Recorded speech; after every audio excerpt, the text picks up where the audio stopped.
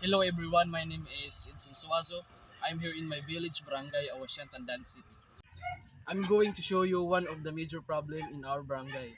As you can see guys sa video na iyo nakita is yawn ako sa right side corner ng karsada. Then makita niyo na pangpang.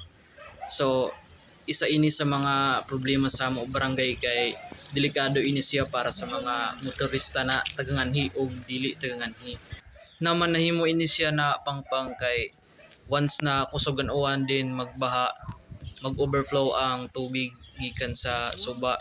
Kaya ang suba sa godool da sa karsada. Base sa akon hibaw-an damo na ang nahulog o nadisgrasya tungod yaon na pangpang. So para masolbad yaon na problema is aksyonan dapat yaon ng mga barangay officials.